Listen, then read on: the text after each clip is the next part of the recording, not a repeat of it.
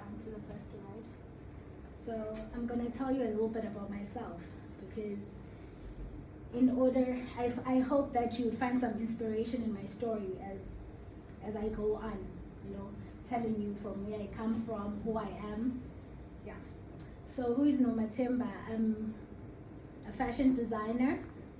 I'm a young fashion designer. I went and studied fashion design. I've got a boutique.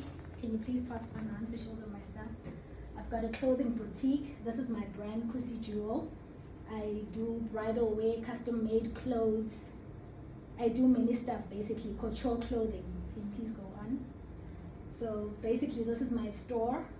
Please go on. Just move. Okay. Yes. So this is all that I do. Yes. Do bridal wear as well.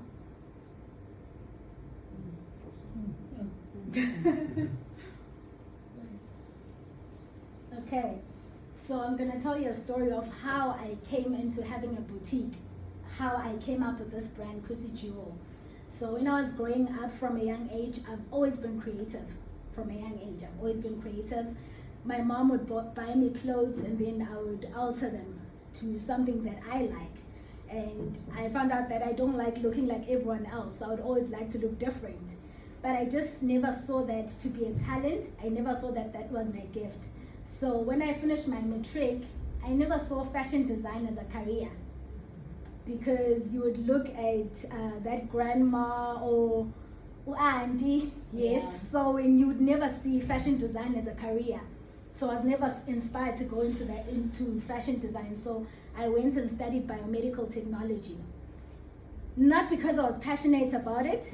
I went into it because the stereotype of the community, that's what I thought was best to do, not because I was passionate about it. So I went into Mangosuthu in Durban, and I studied biomedical technology. While I was doing it, I had this void in my heart. I felt like, I even told my mom that I feel like this is not what I'm called to do. This is not my thing. It's not me. I'm doing it, but it's not my thing. So I carried on studying, and then I started selling clothes. Like we would say in Goja, you see those cheap factories, yes. So I started buying clothes from there, and then I started selling them at a cheap price. And I saw that I really like business while I was doing it, because one thing that you should know is that when you're doing something that you call for, you feel complete in a manner. You feel free when you're doing it, no matter how frustrating it is. But if it's your thing, you feel it completes you in a way. So that's what I felt while I was selling clothes. I found that, I feel content when I'm doing this. So I started selling clothes, and then I started selling muffins as well while doing biomedical technology. And then that's when I saw I actually like business. Can you please go on to the next slide? That's when I saw that I actually like business. So this was me doing biomedical technology. Can you go on? I was selling clothes. Yes.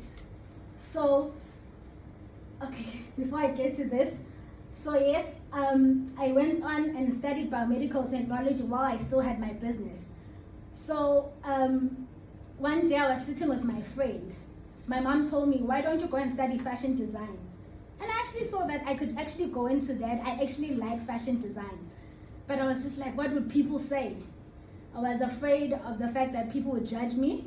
They wouldn't understand, like, why the sudden change, even my parents, So one day I was sitting with my friend, and then she said to me, it's okay to change. What she said made me to have confidence. It gave me that boldness to go after fashion design. So I decided to leave biomedical technology, and I went to study fashion design at Lindo Kuzai Academy of Fashion Design in Durban. And while I was doing that, to prove that it's something that I'm called for, within a year I was able to make a wedding gown from scratch. I had no like at home. I had never sewn anything, basically. I had never sewn anything, but in my first year I was able to produce something which was that big. It was really frustrating, but because it was something that I was passionate about, I really loved it. And I put my heart in it. I excelled in it. So I'd just like to quote this verse. If you don't believe in the Bible, it's okay. Just grab the message behind it. It says, whatever you find to do with your hands, do it with all your might. So wherever you are right now, excel where you are. See this as a stepping stone to something which is actually bigger. Because at times as people, we keep on complaining. Why is it like this? Why am I earning this much money? Why am I suffering so much? Why am I not getting this? But you don't actually see that where you are right now is an opportunity for you to actually go to a bigger level. Let me put it like that. Because while I was studying fashion design as well, I went and worked at CCI, call center in Durban. While I was studying, I was working at CCI. So it was really difficult, and it's not like it was something that I really liked working at CCI, but I saw it as an opportunity to get whatever that I wanted out of that kind of job. Can you please go to the next slide?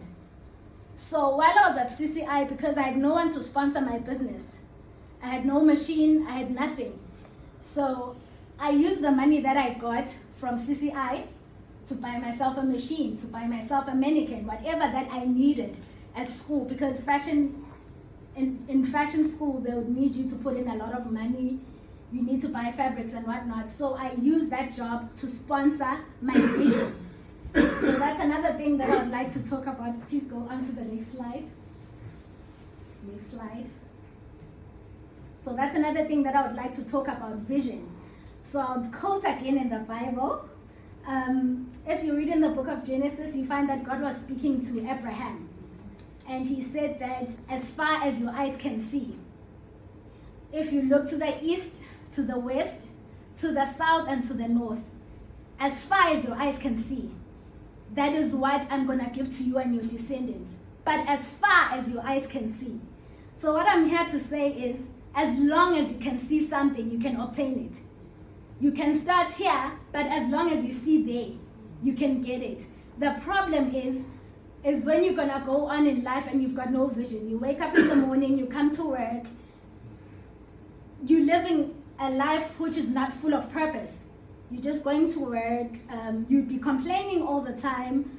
But if you are living a purposeful life, if you've got a vision, you'd never complain about everything, because you just know that this is temporal. This is just a stepping stone to something which is bigger, something which is better. I started from nothing and now I have a boutique from nothing. No one sponsored my business. I started from small and I grew it bit by bit. And trust me, my vision is very big and I'm still growing it. I never complain, but I work hard. So that's all I'm here to tell you. Just have a vision, and wherever you are now, excel at what you're doing now. See where you are as a stepping stone to something which is bigger. Can you please go on to the next slide? Next slide, please. Yes.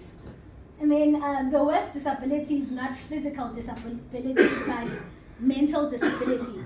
It goes to the same thing. When you look at the guy which was on the previous picture, Nick, another person would say, I don't have arms, I don't have legs, I'm disabled, I can't do anything. And they would sit down and they would see everything to be meaningless.